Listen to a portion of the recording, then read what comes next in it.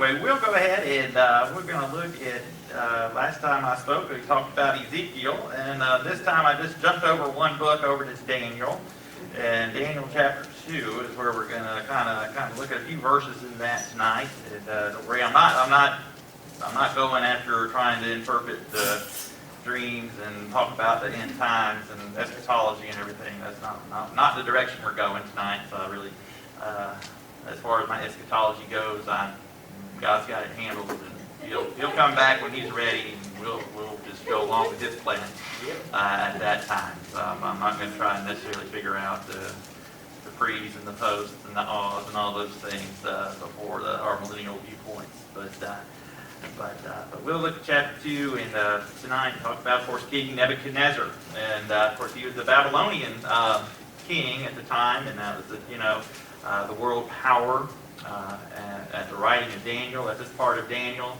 And but we see, things weren't going too well for Nebuchadnezzar. And thankfully that's easier to say than it is to spell. But we see in verse 29, we'll read some verses here in a minute, but just in chapter 2, verse 29, we see that Nebuchadnezzar was having a sleeping problem. He was having a problem trying to get a good night's rest. And some of you guys might be able to identify with that for various reasons. It might be aches and pains, or it might be things that I know when I go to bed at night, sometimes my mind switches on and I think about everything I forgot to do during the day, or wish I had done, or wish I hadn't done during the day. All those, why did I do that? Why did I say that? Why did I eat that? But and then talking to you right here, when it starts talking back to you. But we see that. But Nebuchadnezzar, when he went to bed that night, he was kind of looking at his future and thinking about his future.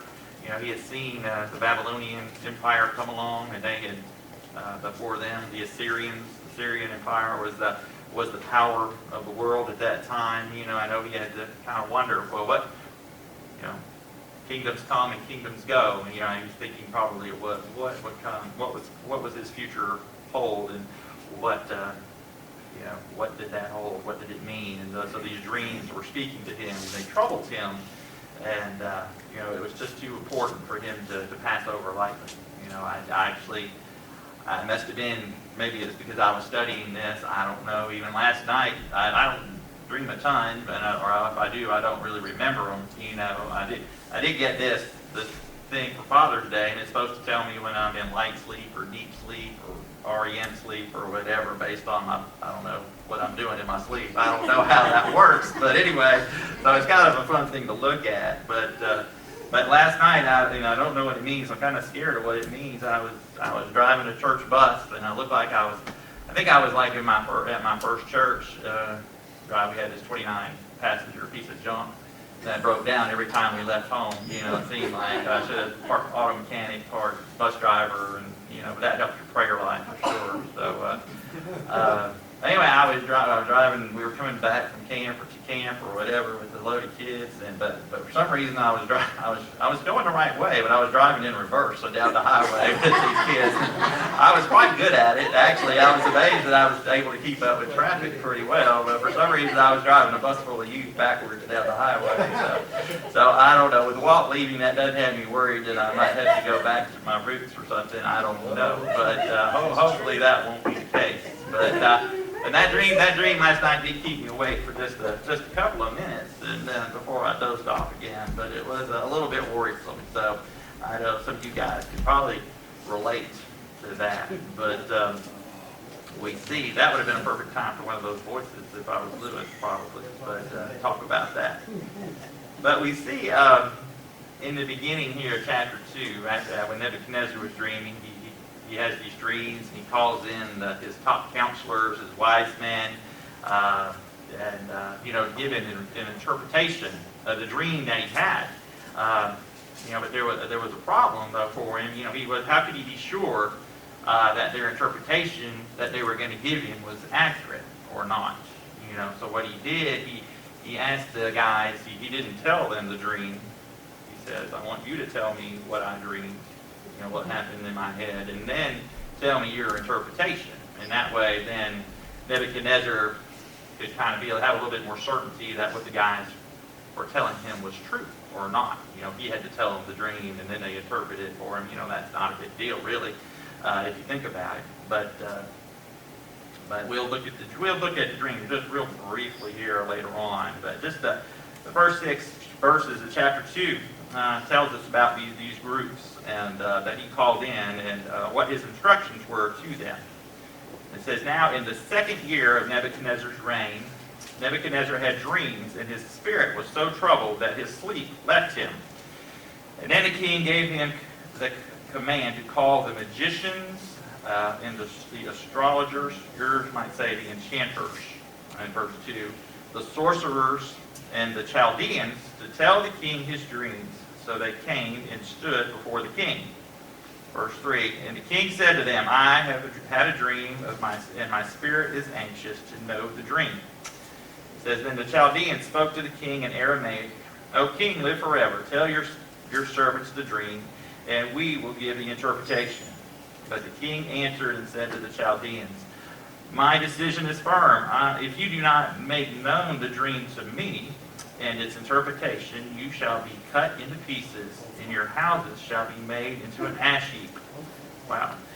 "And however, if you tell me the dream and its interpretation, you shall receive from me the gifts and rewards and great honor. Therefore, tell me the dream and its interpretation." So just these 4 groups, real quick, just who they are and kind of a little bit about them. First of all, we saw the magicians. These are kind of the wise men, probably, or the magi that we would hear about, at Christmas time, from the east, from Persia, that came to see Jesus as a child, as a baby, as a youngster. So they were, the Persian astrologers, who claimed to be able to predict events based on the stars and the planets, and and those kind of things, and whatnot. The next group we see again is they were called the enchanters, or possibly, again, astrologers. Depends on your translation there. But these were kind of mediums, as we would know them today. People that probably claim to have contact with the spirits of the dead, and would speak to them and talk to them, and get information from them or from the gods because through them. But they also claim to have access to the future. Then the third group, the crew here, we see the sorcerers were the next group.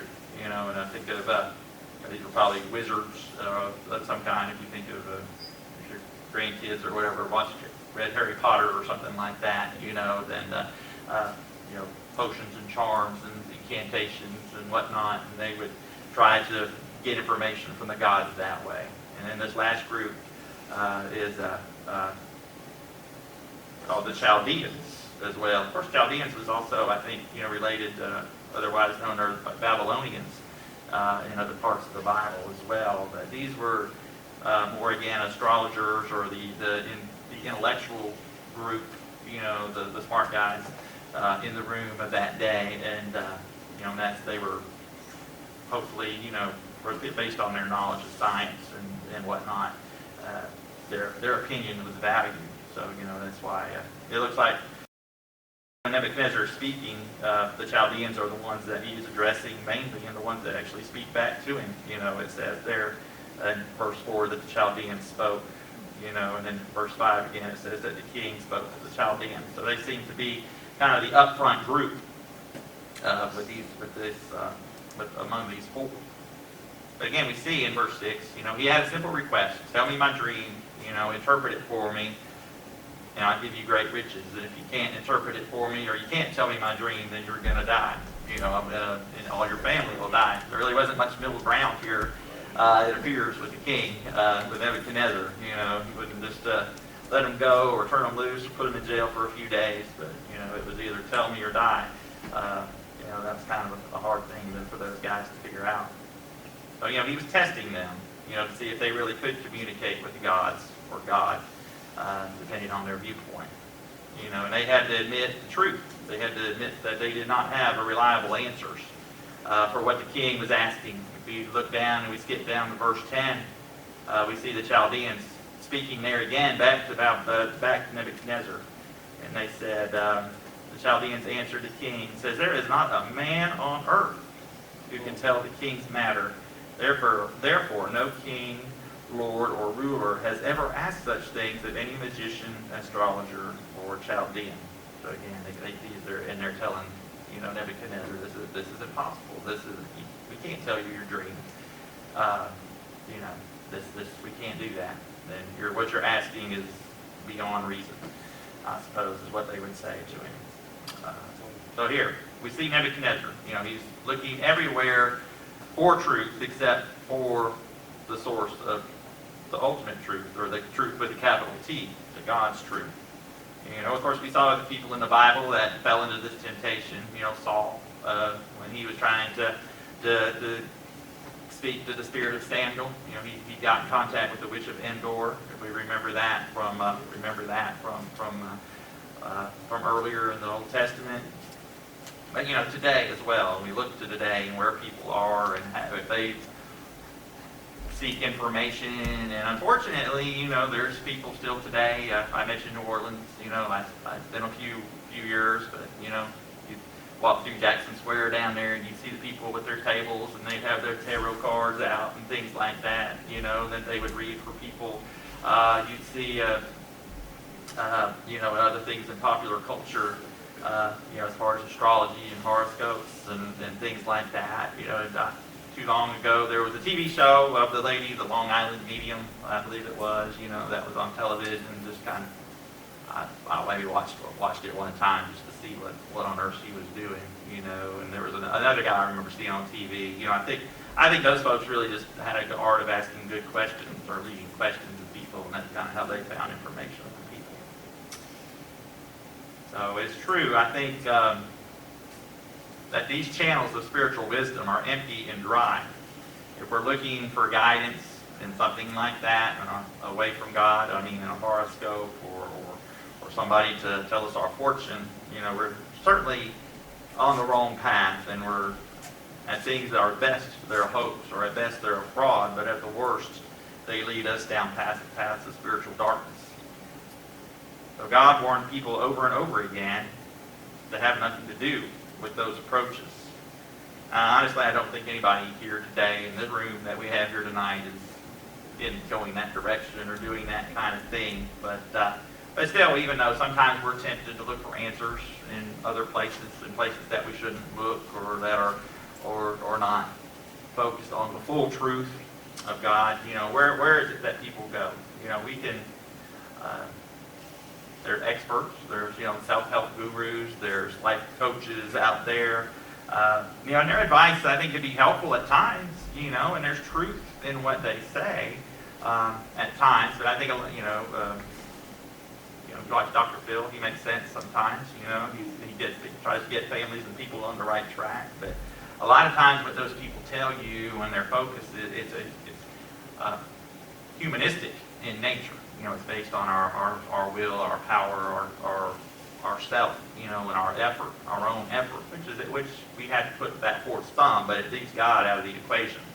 If you think about that, you know, there's of course there's counselors, mental health counselors. There's you know, they can be beneficial as well, but you know, again, there's truth there, but there's also those things should be held up and examined through the prism of the Bible, of biblical truth. And not apart from it, you know. Again, and there's things there that we can learn. You know, some people we go to friends. Just I would think, be careful of your friends that you go to, you know, and not just to anybody, you know, but practice discernment with your friends and who they are. You know, we think of course Job and his problems in the Old Testament, you know, and Job's friends and some of the advice that he got, you know, even from his better half, his wife, you know, told him to curse God and die. You know, I don't get it, you know, maybe your wife should be your best friend, but sometimes she may give you bad advice. I don't know, but I didn't say that. I take that off the recording. But you know, think about that. You know, a friend will tell us what we need to hear, and not necessarily what we want to hear. Proverbs 27:6 tells us this. It says, "Faithful are the words of a friend, but the kisses of an enemy are deceitful." So be careful there. And then I thought too of examples, and there's other things out there, examples of conventional wisdom, I suppose, that we hear, you know, and what the one that there's, you know, of course it was once conventional wisdom that the earth was flat. You know, that was conventional wisdom at once upon a time. But you know, when things, if you're talking to folks in general, they'll say, well, follow your heart. Follow your heart. That makes sense, doesn't it? And I know I think Melissa knows the verse I'm going to in Jeremiah here. It says, Jeremiah says, the heart is deceitful above all things and desperately wicked. Who can know it? So again, that's not necessarily the best path for us to take. But we look at that too. We know that God asked his people to do things that seem unreasonable as well, that take faith for us to act upon, and that don't make sense to us in our minds. Abraham told him that God told Abraham to kill his son, to kill Isaac. The child that was the covenant. How would the covenant continue without Isaac? Was he 100 plus years old by then? Maybe he wasn't going to probably have another miracle child, for sure. But again, he was obedient to that. The children of Israel marched around Jericho with how many days? Like a week. And they marched around, and they said, and they were going to blow their trumpets, and the walls would come tumbling down. We know the song. That, again, that's not conventional wisdom. That makes no sense. Gideon is another example. He had this large army. God, go back to God. No, get rid of more, get rid of more, get rid of more. I think he was down to about 300, I think, by the time, he went to battle with the Midianites. Again, how did they beat the Midianites? They went out in the dark and circled the camp and blew their trumpets and cracked their jars and, held up their lights that were in their lantern. Of course, the Midianites pretty well just killed themselves in the confusion. But again, these biblical examples that we see of Abraham, of Joshua, Gideon, these were people that had relationships with God, and they had a day-by-day walk with God. They didn't use necessarily God as we do sometimes, or some people that we know, kind of break this glass in case of an emergency kind of thing, and get the fire hose out or the fire extinguisher. That's not necessarily how that relationship would work. And things don't necessarily come to us if we use God in that way. But, these folks had bad days, but their example was based mostly on a consistent day-by-day relationship with God the Father. How can we know his will or him if we do not spend time with him? So Daniel, again, we look at Daniel. He had no choice but to be trained in the techniques of the priests of Babylon. He did not trust their methods or accept their underlying beliefs, but he knew that the astrologers and the wizards had power from the evil one. But their guidance did not lead to the true God. It only led deeper into darkness. So if we see Daniel's model real quick tonight, and again, I talked a little bit more here at the beginning than I thought I would, or I planned to. But we look at Daniel's approach as opposed to Nebuchadnezzar's approach.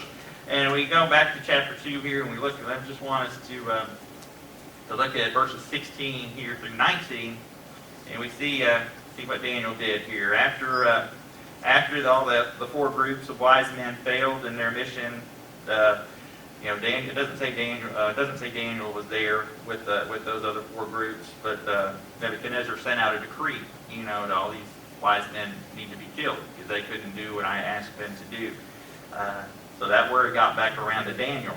And in verse 16 it says, so Daniel went in and asked the king to give him time that he might tell the king the interpretation.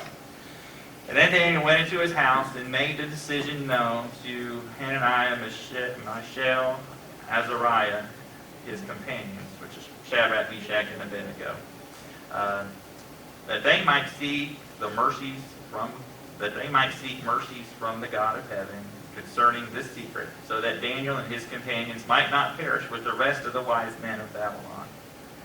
It says in verse 19, so then the secret was revealed to Daniel in a night vision, so Daniel blessed the God of heaven. So we can see we're here tonight. And after that, then Daniel goes in verse 24, and he kind of tells the dream and interprets the dream for him and what the meaning was. If you remember, it was a figure or a statue. It had a head of gold, and the body went down the body, and it was gold and bronze, or silver and bronze, and another metal that I can't remember right now. But iron, and then the feet were a mixture of iron and clay. So that symbol, each part of the body kind of is symbolized: the Babylonians, the Medes and the Persians, the Greek Empire, and the Roman Empire. But the feet were kind of the clay. The clay in the feet kind of symbolized weakness. Eventually, the statue or the figure was smashed into dust, and obliterated, and it kind of symbolized that the kingdom that stands forever is God's kingdom. All these things will pass away except for the kingdom of God in the end. So a real quick overgoing of that. But you gotta here too. It says when he tells Nebuchadnezzar in verse 37 of chapter 2, he pays him a compliment, but then he tells him why he does. He says, "You, O king, are a king of kings." That's a small k. It says, "For the God of heaven has given you a kingdom, power, strength, and glory." So he reminds Nebuchadnezzar that yes, he's a powerful man, yes, he's a ruler, yes, he's a king, probably the most powerful person around. But the reason he has power is because God has allowed him to have that power. And don't think about that. But we see from Daniel, first of all, what he did, what his example for us as we try to wind this thing down for us. First of all, we see that Daniel prayed. That's the first thing he did. It says he had no assurance that God would reveal the dream to him, but he was not afraid to ask big things from a big God. So many times that we maybe don't ask as we should. It says in James, "You have not because you ask not." Jesus tells us, "Ask, seek, and knock" from him. Second of all, we talked about friends a little bit earlier. We talked about Job and his friends, and how Job's friends seemed more or less ready. They just wanted to make their point or make their opinion known. They didn't say any evidence that Job's friends prayed about anything before they talked to him. It says Daniel went to his friends that he trusted. And it says they went and they spent time together and they prayed together.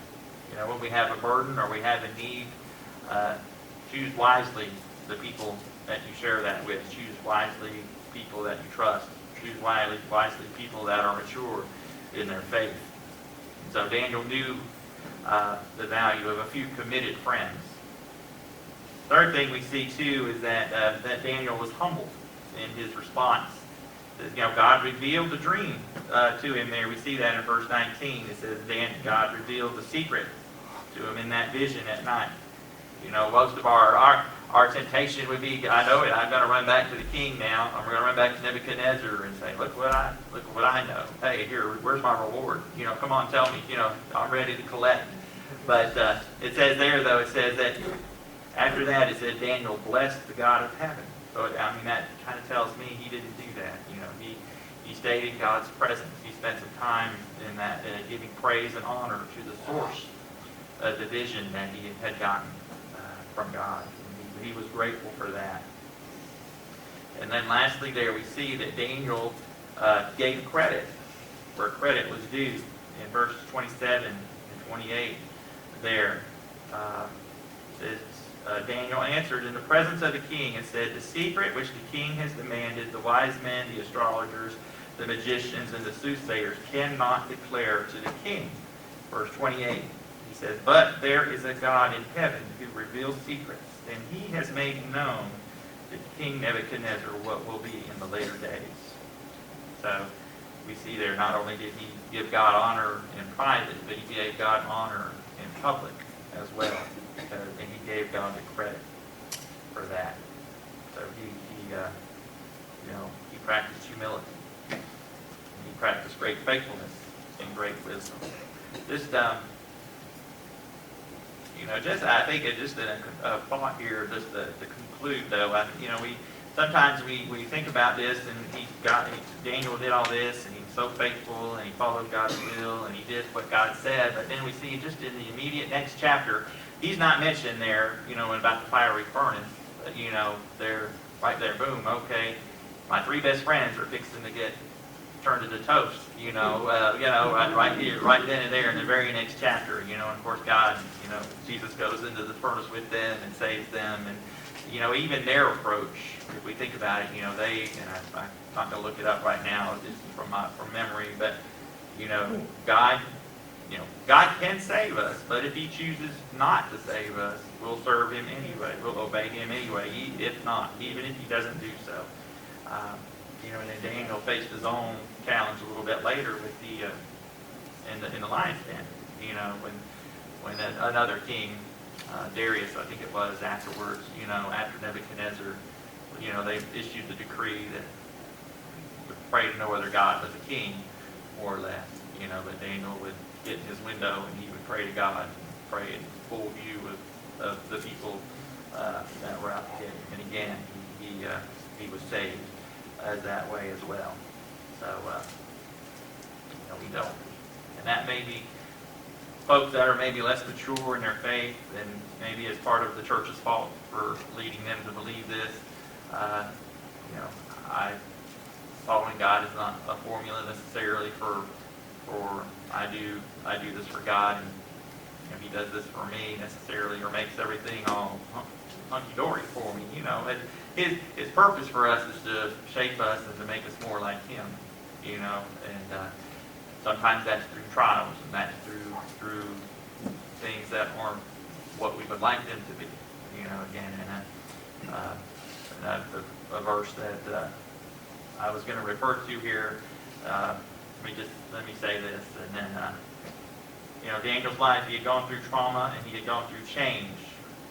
It says, but life isn't necessarily like that. God molds us and shapes us into the likeness of Jesus.